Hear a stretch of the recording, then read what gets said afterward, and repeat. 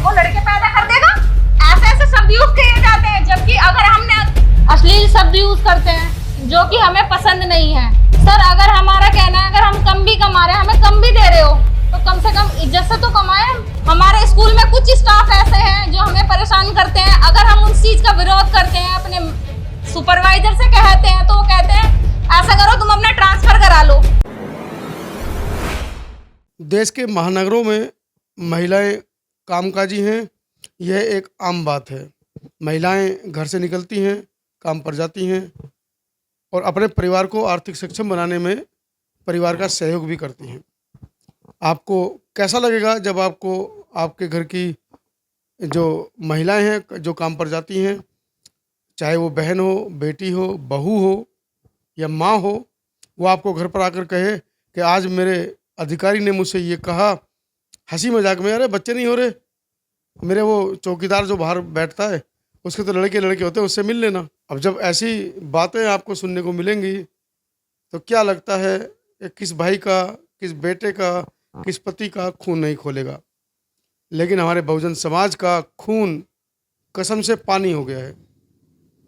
दिल्ली के अंदर लगभग 150 से ज़्यादा बहुजन समाज की महिलाएं एकत्र हुई और उन्होंने अपने सुपरवाइज़र के खिलाफ इस तरह की शिकायतें मीडिया के समक्ष रखी। जिस तरह से उन्होंने बातें बताई हैं उस तरह से तो लगता है कि बहुत सीरियस मामला है, लेकिन हमें पता है हमारा समाज इस मामले को भी बड़े हल्के में लेगा। महिलाओं ने बताया कि जब वो जॉब पर जाती हैं तो उनके साथ फप्तियाँ कसी जाती हैं, उनको वो काम करने के लिए दिए जाते हैं जिनसे उनका कोई सारोकार नहीं है, उनको समय पर सैलरी नहीं दी जाती है। सैलरी जो 14, 15 या 18 हज़ार फिक्स हुई है, लेकिन ठेकेदार और सुपरवाइज़र की मिली भगत से वो सैलरी उनको 10 या 11 हज़ार रुपये ही मिल पाती है। उसके बावजूद उनकी नौकरी पर हमेशा तलवार टंगी रहती है, कब सुपरवाइज़र उनको निकाल दे। बहुत सी ऐसी महिलाएं हैं जिन्होंने आरोप लगाया है कि उनको निकाल दिया गया नौकरी से क्योंकि उन्होंने सुपरवाइज़र की बात नहीं मानी। उसके अलावा सुपरवाइज़र को पैसे नहीं दिए। बहुत सी ऐसी महिलाएं हैं जिन्होंने 25,000, 40,000, 50,000 रुपये सुपरवाइज़र को और अपने अधिकारियों को दिए हैं, उसके बावजूद उनको नौकरी नहीं लग पाई है। जी हाँ, मैं बात कर रहा हूँ ठेकेदारी प्रथा की, निजीकरण की। जब निजीकरण चल रहा था तो हमारे देश के लोग चुपचाप बैठे देख रहे थे, संविधान की हत्या होते हुए देख रहे थे, लेकिन अब उन्हें पछतावा हो रहा है। आइए दिखाता हूँ दिल्ली से ये खास खबर समता आवाज़ टीवी के माध्यम से। समय समय पर समता आवाज़ टीवी के माध्यम से हम आपको भारत देश के अंदर एक बहुत बड़े वर्ग, दलित, शोषित, पिछड़े वर्ग की खबरें खास तौर पर दिखाते आ रहे हैं।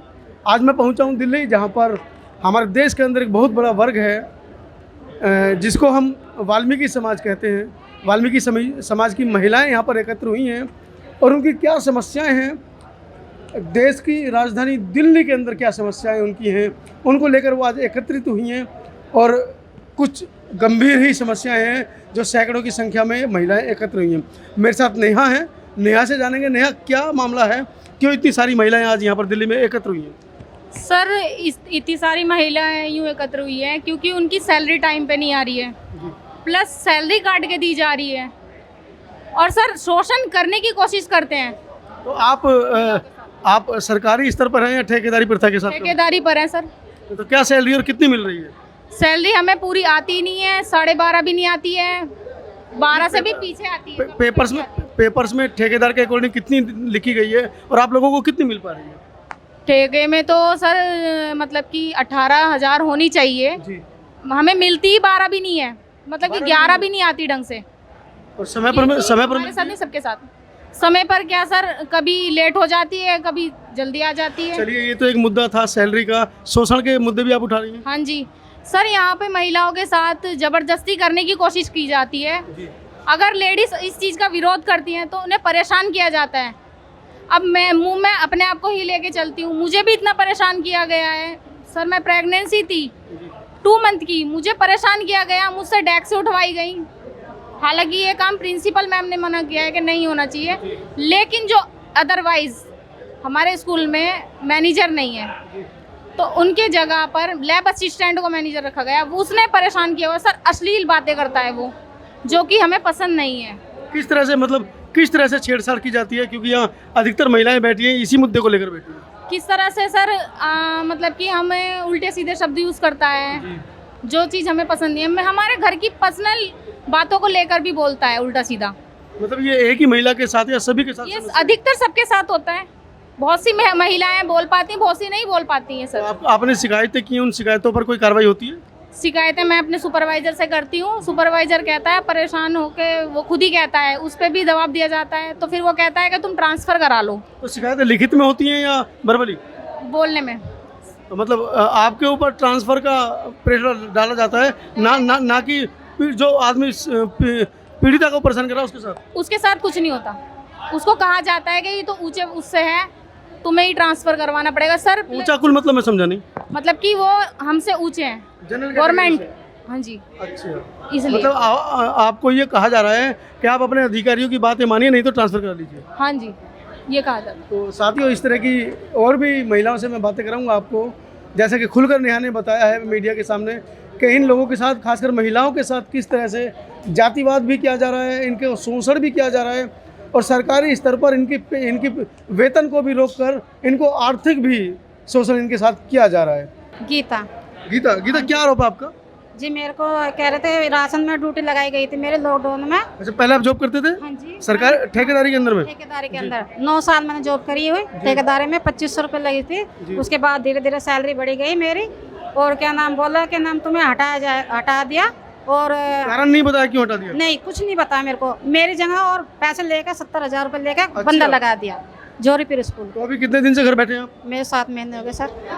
7 महीने से घर बैठे हैं। परिवार में कितने लोग हैं? परिवार में मेरे 3-4 बच्चे हैं। मेरा आदमी प्राइवेट जॉब करता है। अब मैं बहुत मुश्किल में आई हुई हूँ, मेरा घर भी झड़ने लग रहा है सर। तो ये एक बड़ा गंभीर आरोप है कि गीता को हटाकर और पैसे खाकर, वो खुद आरोप लगा रही हैं कि इनकी जगह किसी दूसरे व्यक्ति को पैसे लेकर ठेकेदार ने जॉब पर लगा दिया, जबकि ये अपना एक बड़ा अनुभव, लगभग 8-9 साल का अनुभव बता रही हैं। इतने साल से ये काम कर रही हैं स्कूल के अंदर, उसके बावजूद इनको निकाल दिया गया है। ऊपर से हमें निकालने की धमकी दी जाती है, और अगर हम इस चीज़ का विरोध करते हैं तो हमारी नौकरी से कहते हैं कि तुम्हें बिल्कुल घर पे बिठा देंगे जी। और सर प्लस अगर हम स्कूल में इज्जत से काम करते हैं तो हमें इज्जत से काम नहीं करने देते। लोग बाग परेशान करते हैं, अश्लील शब्द यूज़ करते हैं, जो कि हमें पसंद नहीं है। सर अगर हमारा कहना है, अगर हम कम भी कमा रहे हैं, हमें कम भी दे रहे हो, तो कम से कम इज्जत से तो कमाएं। हमें पूरी सैलरी नहीं दे रहे, फिर भी हम काम कर रहे हैं, लेकिन हमें इज्जत से तो दे। लेकिन उसमें भी हमें परेशान किया जाता है, जो कि हमारे जो काम नहीं है, टंकी साफ करवाते हैं, पंखे साफ करवाते हैं, चाय बनवाते हैं, बर्तन साफ करवाते हैं सर हमसे, पेड़ कटवाए जाते हैं सर। ये सारे काम हम लेडीज़ों से भी करवाए जाते हैं, जेंट्सों से भी करवाए जाते हैं, जो कि ये हमारे काम नहीं है।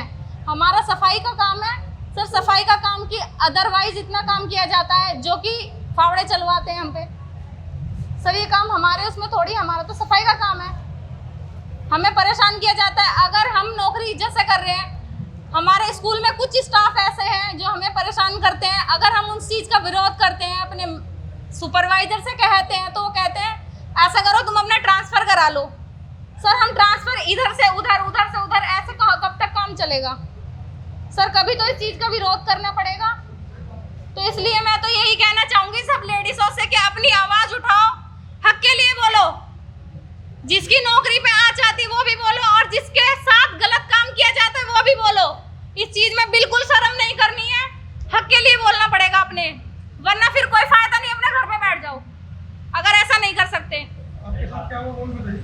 सर मेरे साथ ये हुआ है सर, मैं अभी प्रेग्नेंट थी, 2 मंथ्स हो गए थे, तो मुझसे मैंने प्रिंसिपल मैम से बोला, मैम मेरे को ऐसे ऐसे प्रॉब्लम है। मैम कह रही कोई नहीं, तुम भारी वजन मत उठाना। तो मुझे मतलब कि जो हमारे वहाँ लैब असिस्टेंट है, उसे मैनेजर की जगह दे रखी है, वो हमें सर परेशान करता है बहुत ज़्यादा। अब शब्द यूज़ करता है।